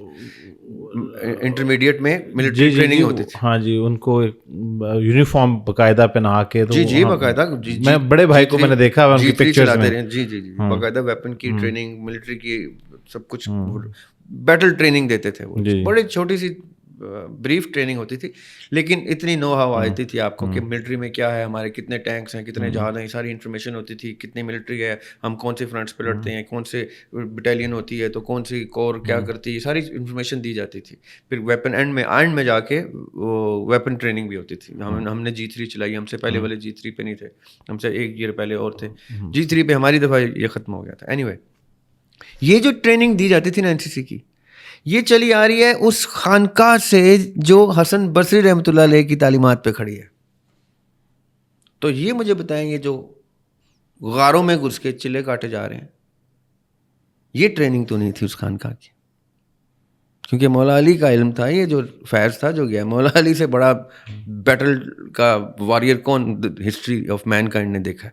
تو وہ ٹریننگ ہی نہ ہو جس میں کہ لڑنا کیسے ہے, ڈیفینڈ کیسے کرنا ہے, اوفینڈ کیسے کرنا ہے, اٹیک کیسے کرنا ہے, تو وہ خانقاہ نہیں ہے. پہلی بات, صوفیہ نے یہ چیز چلائی. اور اس کا ثبوت میں آپ کو بتاتا ہوں. حضرت شاہ ولی اللہ کی تعلیمات جو ہیں, محدث بھی تھے, صوفی بھی تھے, ولی بھی تھے, اولیاء کی لسٹ میں بھی آتے تھے, اور باقاعدہ نظام سسٹم کی جنگ کے پروپوننٹ تھے, اور رباط کے وار بیٹل ٹریننگ کے ان کا اپنا نواسہ شہید ہوئے ہیں. شاہ اسماعیل شہید جنگ میں شہید ہوئے ہیں. اچھا, تو ان کی تو فیملی ہی جنگجو محدث اولیاء کی تھی. یہ ہیں وہ اولیاء. یہ جو اپوز کرتے ہیں یہ بونے, ان کو کیا پتا کہ کن کے بارے میں باتیں کرتے ہو تم. ایک اپنے آپ کو کسی جگہ پہ قید کر کے آپ اتنی اونچی چھلانگے, کنویں میں بیٹھے ہوئے آپ چھلانگے, لوگ اتنے بڑوں لوگوں کا نام لیتے ہو. ان کو پڑھو تو صحیح بھائی, انہوں نے اپنے بچے ذبح کرائے ہوئے ہیں جنگوں میں. ان کی جنگوں کی وجہ سے آج آپ نے مسجدیں بنائی ہوئی ہیں پاکستان جیسے ملک میں. انہوں نے وہ جنگیں نہ کی ہوتی تو آج آپ پتہ نہیں کس کس چیز کی پوجا کر رہے ہوتے. احسان فراموش. صوفیہ کا کام ہی ان 4 پلرز پہ تھا, جس میں رباط سب سے امپورٹنٹ تھی. اچھا, یہ تو ہو گئی ایک بات. اولیاء صوفیہ کے کیٹیگری کے لوگ ہیں. اب ان کی फैज़ फैमिली ऑफ द प्रॉफिट के फैज़ लिया सूफिया ने, सूफिया से फैज़ लिया खानकाहों के कस्टोडियंस ने। उन कस्टोडियंस ने फिर क्या किया, उस खानकाह के कुछ उसूलों को चलाया, कुछ को दबा दिया जो उनको नहीं जच रहे थे कि यार ये मुश्किल काम है। अब हुआ क्या कि उससे बदनाम क्या हो गई खानकाह, सवाल उठे, क्रिटिसिज्म उठा, उस क्रिटिसिज्म का जवाब भी इल्मी नहीं दिया। अब एक ये क्लासिफिकेशन है, ये तो बिल्कुल ही आप समझें कि तो इल्म से तालीम से दूर लोग हैं। ये तो अपना नाम भी किसी ज़बान में, उर्दू, इंग्लिश, फारसी, अरबी में नहीं लिख सकते। ट्रस्ट यू मी, आप इनसे इनका नाम लिखने का कहते हैं, ये परेशान हो जाएंगे क्योंकि ये इतने कोरे होते हैं। इन्होंने सिर्फ अपनी एक वो कॉस्मेटिक किया, हाँ बनाई होती है और हमारी पैसों पे रखे होते हैं जो इस तरह की हरकतें करते हैं। ये तो इनको तो छोड़ दें, कुरान में इनकी तरफ जाने का जिक्र नहीं है। इस्लाम उनकी बात करता है जो वाक़तन अपने अमलियात से उल्टी सीधी हरकतें करने पे कादिर हैं। जो मैंने आपको एक हमारी डिस्कशन में बताया था कि मौकलात यूज़ करते हैं ये, और ये बड़े, और ये देखने में बड़े शरीफ शुरफा, बड़े सादा लोग और बुजुर्ग हस्तियाँ होते हैं, और ये किसी खानकाह में नहीं पाए जाते, ये एवरीडे लाइफ भी गुजार रहे होते हैं। लेकिन इन्होंने ये जो नंबर एक्सेस लिया तो फलां लिया और आपको कन्विंस कर लिया होता है। अब जब ये कन्विंस कर लेते हैं तो अब डिपेंड करता है, ये दो तरह के लोग होते हैं। इनमें एक होते हैं शुरफा जिनकी ठीक नीयत होती है, जो आपसे पैसे तक नहीं लेते, कुछ नहीं होता, आपको हल भी बता देते हैं, और हल भी 90% केसेस में कुरान और सुन्नत का ही बताते हैं। सही। हाँ, वो जो 10% केसेस हैं उसमें वो ये ज़रूर बता सकते हैं कि आप फलां चीज़ें अवॉइड किया करें जो आपको शक में आते हैं, यार इसने ये कौन सी बात कर दी, इतनी अच्छी बातें करते करते वजीफ़े बताते, उसने कहा ये चीज़ें अवॉइड करें, इस दिन ये ना करना, उसने ये क्यों किया उसने, तो वो ठीक कर रहे होते हैं, उनकी नीयत ख़राब नहीं। मैं शुरफा की बात कर रहा हूँ। वो क्या करते हैं, वो आपके नंबर्स से एक्सेस लेके आपके पैटर्न को समझ जाते हैं कि आपकी कौन कौन सी स्ट्रेंथ्स हैं, कौन सी वीकनेसेस हैं। पूरा स्वॉट एनालिसिस करते हैं अपने दिमाग में आपका, और फिर आपको बताते हैं कि फ़लाँ दिन पे फ़लाँ चीज़ें अवॉइड करनी है आपने। क्यों? इसलिए नहीं कि वो दिन आप पे भारी है, इसलिए कि उस दिन को आपने अपने ऊपर तारी कर रखा है, उस तारीख को आपने अपना लकी नंबर कैच बना चुके हैं, उसको आपने अपना एंजल नंबर बना दिया हुआ है, उसने आपको फलां नंबर बना दिया हुआ है। ये जो बातें किताबों में उल्टी सीधी जिसको जितनी आई हैं उसने अपने ऊपर वो चला दी हुई हैं। तो वो क्या करते हैं, वो कहते हैं यार कुछ अरसे के लिए आप फलां चीज़ जो करते हैं ना नंबर्स की, वो नहीं करनी, और ये वजीफ़ा पढ़ते रहना या ये करते रहना। उससे क्या होता है, आप अवॉइड करते हैं जी, जुमेरात को ये नहीं करना आपने, कुछ बुध को फलां चीज़ नहीं, पीर का लेना वो जो कर वो नहीं करना। ये वो क्यों बोलते हैं आपको, क्योंकि आप थोड़ी देर के लिए उस हिसार से अपने आप को बड़ा मैग्निफिसेंट पाएँ कि एक दिन में मोमिन के ऊपर भारी हो गया है, मोमिन पूरे साल पे भारी है।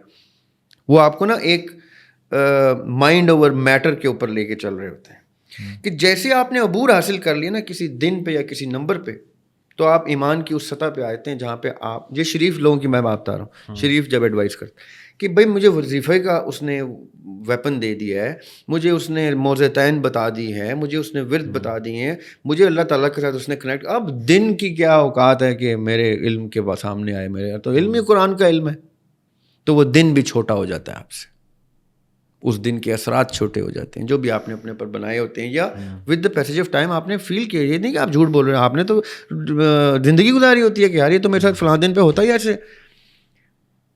मैं आपको छोटी सी बात बताता हूँ, एग्जांपल। मेरे वालिद साहब से एक चीज़ मुझ में ट्रांसफ़र हुई। मेरे वालिद साहब ने पाकिस्तान टेलीविज़न पे एक ड्रामा लिखा था, एक सीरीज़ होती थी सच्ची कहानियाँ। हाँ जी। उसमें हर एपिसोड नया एपिसोड होता था, लेकिन सच्ची कहानियों पर मबनी होता था। उसमें मेरे वालिद साहब ने एक ड्रामा लिखा, हम कहाँ के दाना थे, ये उसका टाइटल था। और वो न्याजी, क्या नाम है उस बॉय का, अच्छा एक्टर था वो, यंग बॉय था, बहुत अच्छा एक्टर था, और हुमा नवाब भी थी उसमें। अच्छा। वो भी बहुत अच्छी एक्ट्रेस थी। अब पता नहीं कहाँ है, टीवी पे कम दिखाई देती। और वो नाम भूल गया हूँ, फर्स्ट नेम भूल गया हूँ, न्याजी, वो अच्छा यंग थे दोनों उसमें क्या होता है कि वो जहाँ जाता है ना नौकरी लेने, वहाँ उसको नौकरी इंटरव्यू होता है, वो नौकरी के लिए सिलेक्ट हो जाता है। जैसे वो कहता है बेटे तुम तो अपॉइंट हो गए, इतने में कॉल आती है उस बंदे के फ़ोन पे, وہ فون اٹھاتا ہے, کہتے ہیں کیا سر کیوں, لیکن, اور فون رکھتا ہے, کہتا ہے سوری بیٹے میری تو ٹرانسفر ہو گئی. کہتے ہیں تو میری نوکری, کہتے ہیں اب نوکری تو وہ نیا بندہ جو آئے گا وہی تمہیں اپوائنٹ کر سکتا ہے, میری اپوائنٹمنٹ تو ویلڈ ہی نہیں رہی. وہ مایوس ہو کے چلا جاتا ہے. وہ جدھر جاتا ہے اس کے ساتھ یہ ہوتا ہے. اور یہ سچی کہانیاں کا میں آپ کو ٹائٹل بتا رہا ہوں, سچی کہانیاں کے نیچے ڈرامہ تھا. یہ میرے والد صاحب کے ساتھ ایکچوئل میں ہوتا تھا. اچھا. وہ جہاں جاتے تھے کسی انٹرویو کے لیے, کچھ ہوتے تھے وہاں پہ مل جاتے تھے, امپریس ہوتے تھے, اور وہاں پہ ٹرانسفر کی کال آتی تھی یا کچھ ہوتا تھا اور وہ معاملہ ختم ہوتا ہے. تو اس ڈرامے کے اینڈ میں کیا ہوتا ہے کہ وہ مایوس ہو کے ٹرین میں سفر کر کے واپس آ رہا ہوتا ہے, تو ٹرین میں کوئی بندہ بیٹھا ہوتا ہے, اس کو پٹیاں شٹیاں لگی ہوتی ہیں, ایکسیڈنٹ کہتا ہے یار, وہ مذاق اڑاتا ہے اس کا, لیکن بہت اسمارٹ باتیں کر رہا ہوتا ہے. تو یہ بندہ اس سے امپریس ہو رہا ہوتا ہے کہ ہے تو یہ بہت اسمارٹ لیکن بدتمیز ہے, کیونکہ اس کے ساتھ اتنا کچھ ہوا ہے کہ یہ اپنا غصہ نکال رہا ہے. خیر سفر ختم ہوتا ہے تو وہ ہما نواب کہتی ہے ایک اور اوپننگ آئی ہے, وہاں جاؤ نا, یہ تو تمہارے اپنے شہر میں یہ ہے, تم لاہور سے نوکریوں کے لیے ٹرائی کر رہے ہو تو فلاں کرے. یہ کرتے کرتے جاتا ہے, دروازہ کھولتا ہے تو آگے وہی بیٹھا ہوتا ہے جس کو ٹرین میں اس نے آل فال بولا ہوتا. تو کہتا ہے او مائی گاڈ, میں تو 100% آپ مجھے نوکری نہیں دیں گے. کہتا نہیں اندر آؤ, میں تمہیں نوکری دوں گا کیونکہ تمہارا انٹرویو ٹرین میں نے لے لیا ہے, تم اس قابل ہو کہ تم بس تم اپنی یہ جو زبان ہے نا اس کا لحاظ رکھو, تم یہ کو. تو کہتا ہے واقعی تمہیں نوکری پکی سمجھوں. کہتا ہے ہاں پکی سمجھیں. اتنے میں اس کا فون بج جاتا ہے جس کے دفتر میں وہ ہوتا ہے. اب یہ تو فون اٹھانے لگتا ہے, کہتا نہیں فون نہیں اٹھانے تو. اچھا یہ میں نے کیوں بتایا, عدیم ہاشمی مرحوم کے ساتھ یہ ہوتا تھا, اور یہ اللہ کی طرف سے کیا ہوا, یہ میرے میں ٹرانسفر. مجھے کیسے پتہ چلا, میں نے اپنی والدہ کو بتایا کہ جی میں جدھر جاتا ہوں تو یہ ہو جاتا ہے تو ہو جاتا ہے. تو والدہ میری کہتی ہیں تیرے باپ کے ساتھ بھی یہ ہوتا تھا. میں کہا ہے, کہتے ہیں ہاں. تو نے وہ ڈرامہ نہیں دیکھا؟ تو میں کیونکہ بہت چھوٹا تھا وہ ڈرامہ, تو میں نے وہ ڈرامہ سرچ کیا, اور میں پی ٹی وی میں نوکری بھی کرتا تھا, میں نے وہ ٹیپس نکلوائی, میں نے وہ ڈرامہ دیکھا. تو میں نے کہا ارے یہ تو کوئی قرض ہے جو ٹریول ہو رہا ہے والد صاحب سے. میں نے پھر اس کا نا توڑ نکالا. یاسر بھائی یہ ہے علوم کا فائدہ, اور کسی کے پاس جا کے لینے کی بجائے اپنے اندر سے اللہ تعالیٰ کی فضل کو ایکسیس کرنے کا طریقہ. کہ میں کیوں کسی نیورولوجسٹ کے پاس جاؤں, میں کیوں کسی خانقاہ کے پاس جاؤں, میں کیوں کسی بزرگ کے پاس جاؤں. میرے اندر میرا رب بستا ہے, میں اس سے التجا کروں گا, اور جتنے بھی علوم ہیں وہ میرے سامنے ایسے کر کے ہاتھ باندھ کے کھڑے ہوں گے, کیونکہ میں نے رب کو ریکویسٹ کی ہے. ٹرسٹ یو می, مجھے یہ سارے علوم میں اپنا حال نظر آ گیا. پامسٹری نے مجھے کچھ اور بتایا, نیورولوجی نے کچھ اور بتایا, تو فلاں نے کچھ بتایا. اچھا ایک چیز ذرا بھائی, سوری آپ کو کٹ کر دیا, مجھے یہ بتائیں کہ اب ہم اس کو کلوزنگ کی طرف لے کے جا رہے ہیں. اس ساری گفتگو کے بعد کیا کسی انسان کو ایک نمبر اسائن ہو جاتا ہوگا؟ ایک نمبر یا چلیں ملٹی اسائن, مطلب ایک انسان کا ایک نمبر ہوتا ہو, ہے جیسے گاڑیوں کے نمبر ہوتے ہیں, جیسے گھروں کے نمبر ہوتے ہیں. جی.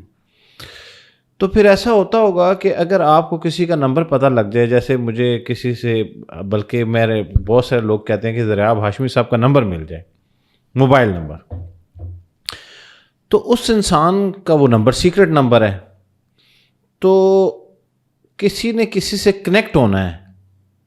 جیسے ہم فون کی فریکوینسی سے ڈائل کرتے ہیں, پتہ نہیں سننے والوں کو یہ سوال بھی سمجھ آئے گا نہیں, لیکن اگر آپ کو آ جائے تو مجھے جواب مل جائے گا.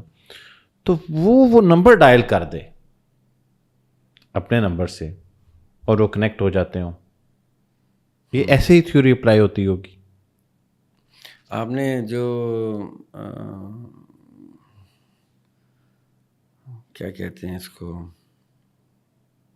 جس مثال کے تھرو سوال پوچھا ہے, یہ اسی مثال کے تھرو 100% فٹ آتا ہے.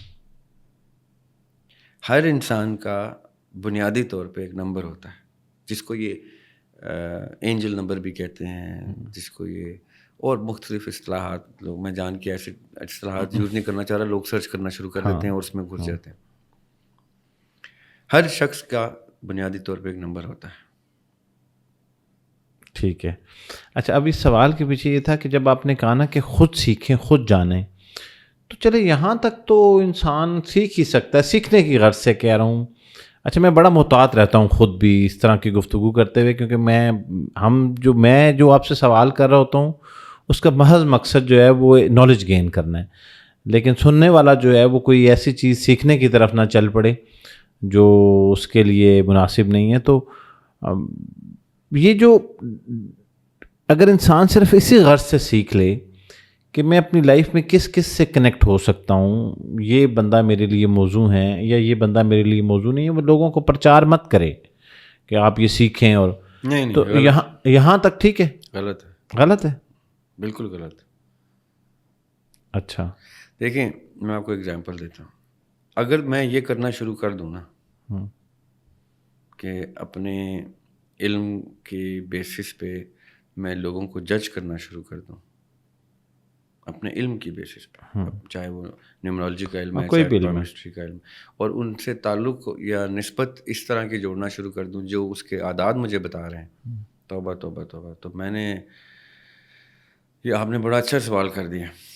اب میں آپ کو بتاتا ہوں, جیسے بھائی اس میں نا سائنس کیا ہے اس کے پیچھے. میں نے آپ کو ڈسکشن کی ابتدا میں کہا کہ روشنی جو ہے وہ یہ سب کچھ کر رہی ہے. ان ساری کائنات کے سسٹم کو اعداد میں تقسیم کر کے ان اعداد کا سیکوینس بنا کے یہ پوری کائنات کا سسٹم روشنی چلا رہی ہے. اس روشنی میں میری روح کی روشنی, آپ کی روح کی روشنی, تمام ارواح کی روشنی, اللہ سبحانہ تعالیٰ کی, اللہ نور السماوات, اللہ نور السماوات والارض کی روشنی جو نور ہے, وہ علم کی روشنی, وہ اللہ تعالیٰ کے ایگزسٹنس کی روشنی, اور اللہ تعالیٰ نے جس روشنی کو جتنی اجازت اور اختیار دیا ہے وہ روشنی. یہ صرف روشنی کا کھیل ہے. اب روشنی کیا ہے؟ انفارمیشن, نالج, ہدایت, حکمت. وہ حکمت اتنی منور چیز ہے کہ اس کو روشنی سے تشبیہ دی جاتی ہے, نور کہا جاتا ہے. اصل میں وہ علم ہے.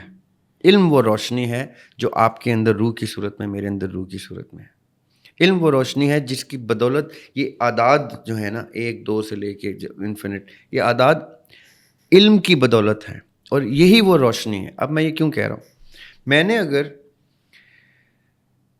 آپ کو یا کسی دوست کو یا رشتہ دار کو, اکثر مجھ سے لوگ کہتے ہیں کہ جی رشتہ کرانا چاہ رہے ہیں ہم اپنی بیٹی کا یا اپنے بیٹے کا فلاں سے, تو ہم کیا ان کی ڈیٹ آف برتھ بتائیں آپ کو؟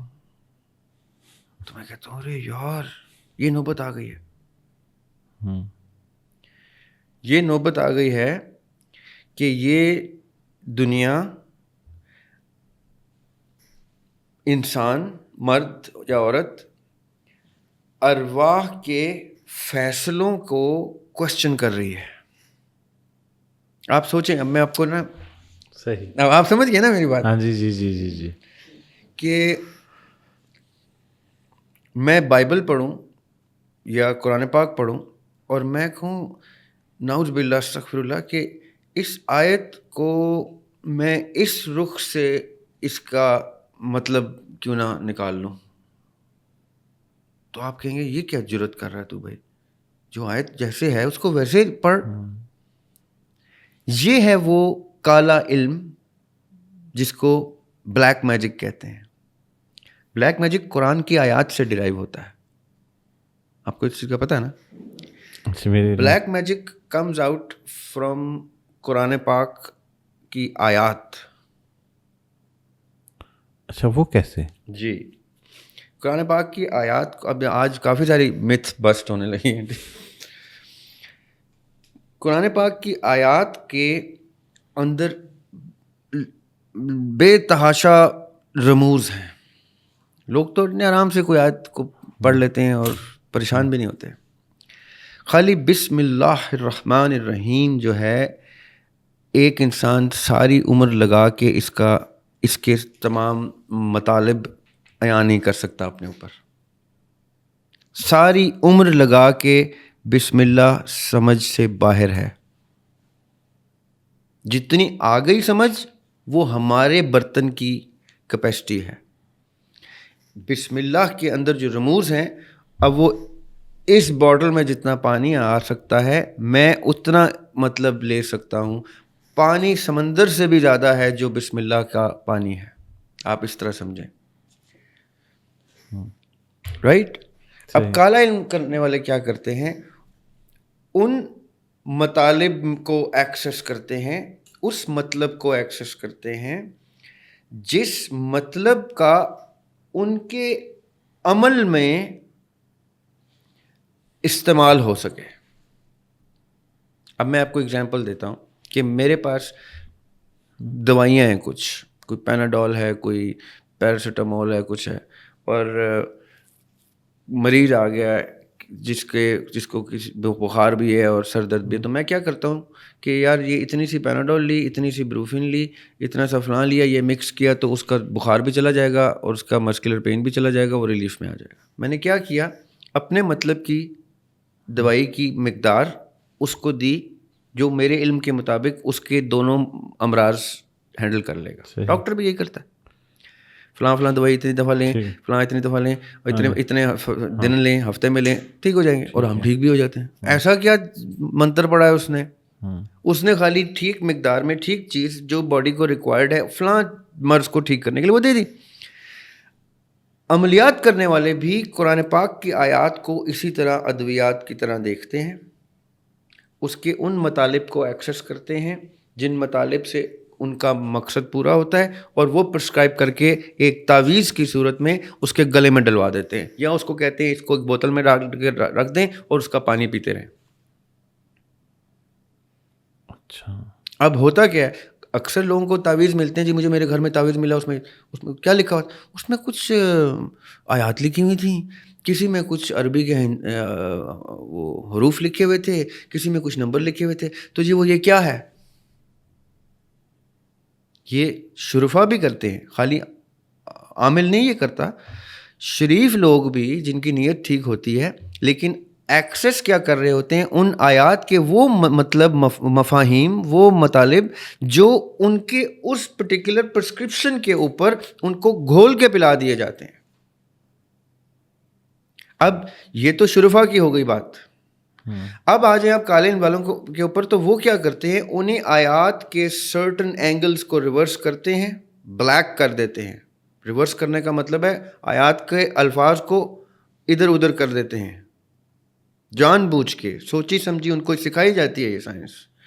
وہ ان کو چینج کرتے ہیں, آلٹر کرتے ہیں, وہی تعویذ بناتے ہیں اور کہتے ہیں یہ کسی طریقے سے آپ فلاں جگہ پہنچا دیں, اس کو پلا دیں, اس کے ساتھ یہ کر لیں, اس کو اس کے کپڑے کے اندر سی دیں, کچھ کر دیں, اس کی باڈی کو ٹچ کرا دیں, پانی اس کو بتائے بغیر رات کو بوتل میں رکھیں, وہ جب گھل جائے وہ پانی اس کو ناشتے میں کسی طریقے سے دے دیں, کھانے میں دے دیں, کچھ دے دیں, وہ آپ پھر دیکھیں کیسے 72 گھنٹے میں محبوب آپ کے قدموں میں.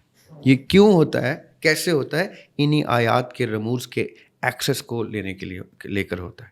یہ اتنا دیکھیں, میں کیوں کہتا ہوں آج کی پوڈ کاسٹ کا اینڈ کس پہ کرتے ہیں, کوشش کرتے ہیں.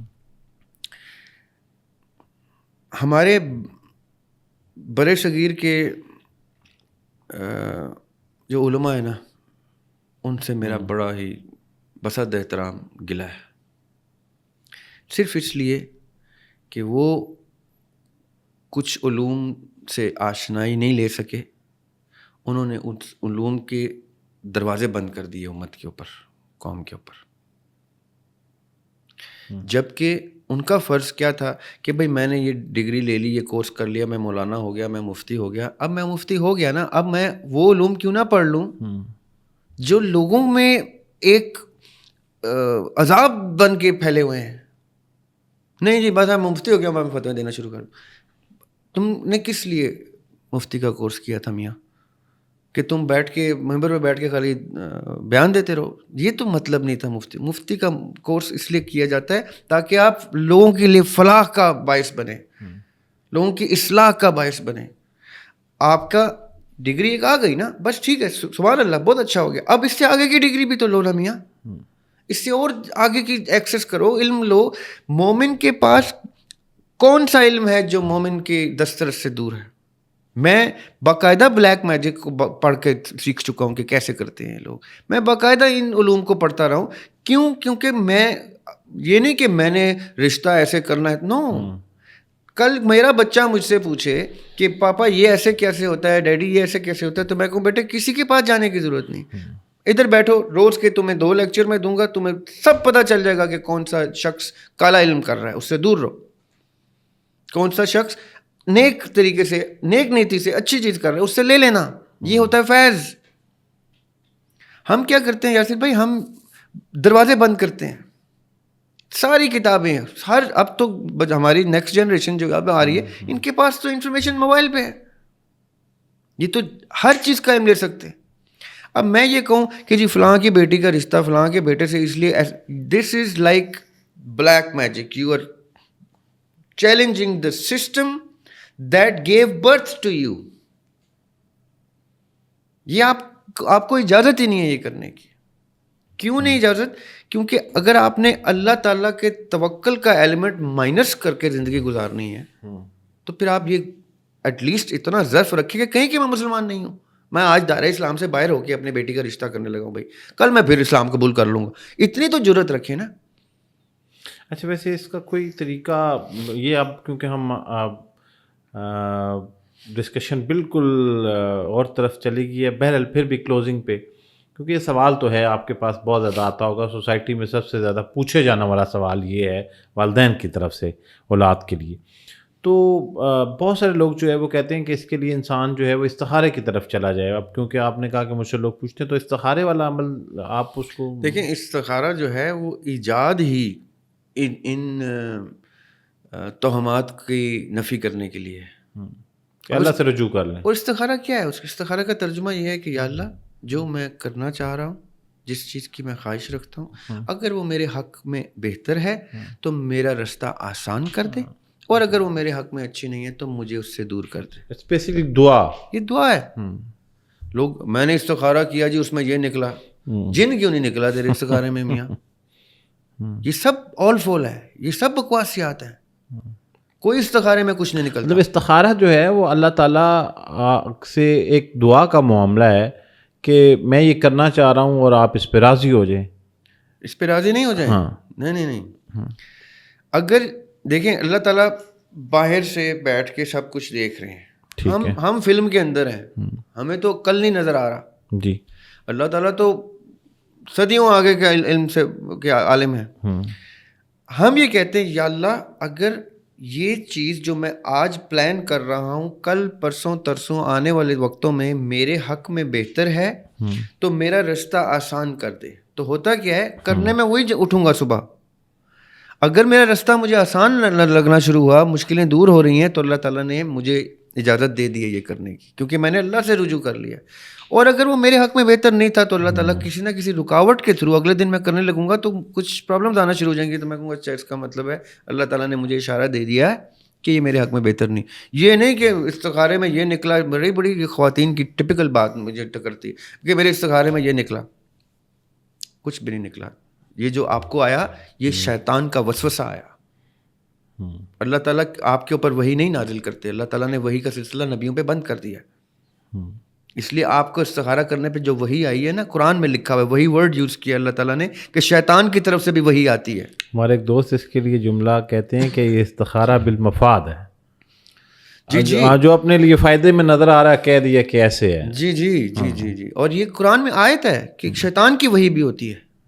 وہی ورڈ یوز کیا اللہ تعالیٰ نے شیطان کے ساتھ, تو شیطان نے وہی کر دی ہوگی آپ کو. بھائی اللہ تعالیٰ آپ کے اوپر وہی اب نہیں کریں گے. اللہ تعالیٰ نے آقا علیہ الصلوۃ والسلام کے بعد وہی کا سلسلہ روک دیا ہے. اب الہام ضرور ہو سکتا ہے آپ کو کوئی فیلنگ آ سکتی ہے, انٹویشن آ سکتی ہے, اور انٹویشن جو ہے وہ استخارے سے نہیں آتی. استخارے کا مطلب ہی یہ نہیں اس کو, اور اس کی اردو بھی تو پڑھ لینا کبھی. یہ خالی یہ جس طرح رٹا ہوتا ہے طوطے کی طرح بولے جاتے ہیں, اس کی اردو پڑھ لو بھیا, انگلش پڑھ لو, اردو نہیں آتی تو وہ لکھا ہوا ہے کہ بہت سمپل, جو میں نے ابھی آپ کو ٹرانسلیشن بتائی, یہ ہے استخارے کی دعا. بہت شکریہ دریاب بھائی آپ کا. اور مجھے آپ سے گفتگو کرتے ہوئے ایک احساس رہتا ہے کہ اتنے زگ زیگ کر دیتا ہوں میں بعض اوقات پوڈ کاسٹ کو کہ ایک سے دوسری جانب اور تیسری جانب. آپ لوگوں کا بھی بہت بہت شکریہ کہ آپ لوگ سنتے ہیں اور اتنا اپریشیٹ کرتے ہیں. اور آج کی گفتگو یقیناً ایک خواہش تو آپ کی پوری ہوئی کہ طویل گفتگو ہونی چاہیے. میں نے کوشش کی کہ زیادہ سے زیادہ ٹائم ہم ڈسکس کر سکیں, اور انشاءاللہ نیکسٹ فرائیڈے کو دوبارہ حاضر ہوتے ہیں. سر جزاک اللہ خیر. Thank you so much.